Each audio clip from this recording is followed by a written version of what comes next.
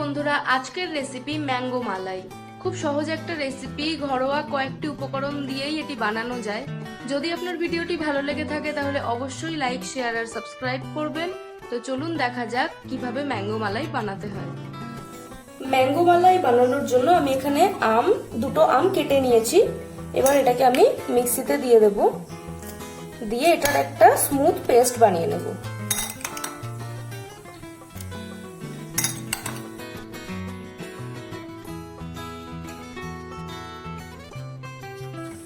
এবার আমি কড়াইতে দুধটা দিয়ে দেব।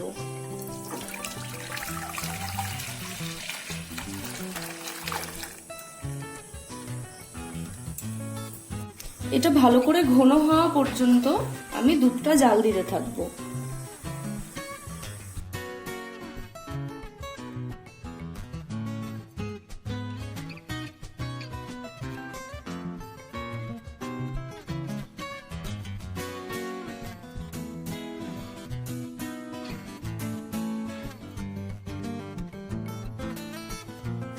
এবার আমি এই দুধে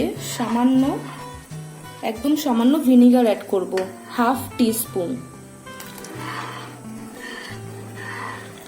দিয়ে এটাকে ভালো করে মিশিয়ে নেব। এর ফলে দুধটা পুরোপুরি কাটবেও না, আবার একটুখানি দানা দানাও হবে, খেতে ভালো লাগবে। দুধটা অনেকটাই ঘন হয়ে গেছে। এবার আমি এর মধ্যে আমের পেস্টটা দিয়ে দেব।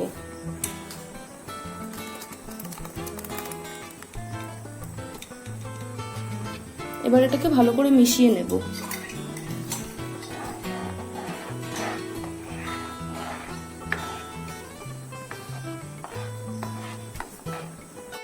এবার আমি এর মধ্যে 1 কাপ চিনি অ্যাড করব।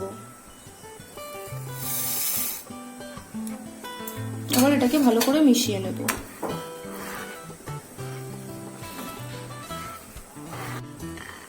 এটা নাড়তেই থাকবেন এভাবে, নয়তো নিচেও লেগে যেতে পারে। আরো একটু ঘন হতে হবে।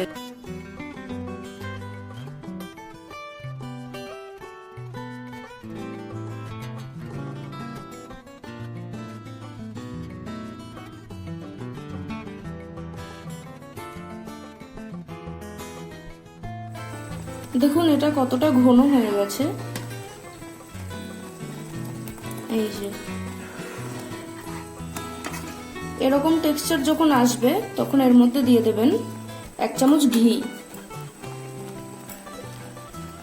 দিয়ে দিলাম ঘিটা। এটা আবার ভালো করে মিশিয়ে নেব।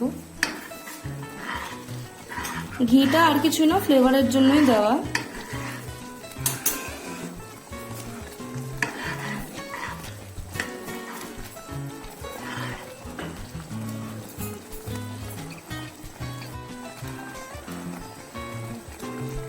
দেখুন কত ছিটে আসছে, তার মানে এটা কিন্তু আমার প্রায় রেডি হয়ে গেছে।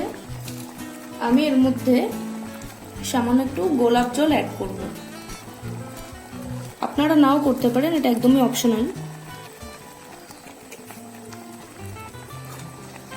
আবার এটাকে ভালো করে মিশিয়ে দেব।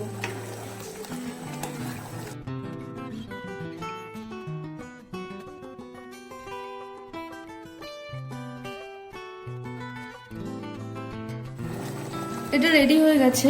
এবার আমি এটা নামিয়ে নেব আর কিছুক্ষণ রেখে দেবো ঠান্ডা হওয়ার জন্য।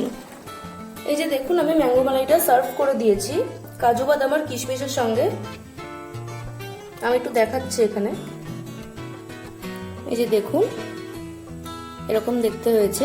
এটা একটুখানি ফ্রিজে রেখে খাবেন, আরো বেশি ভালো লাগবে খেতে। আর এটা সুন্দর দানাদারও হয়েছে আর একটা ক্রিমি ব্যাপার রয়েছে।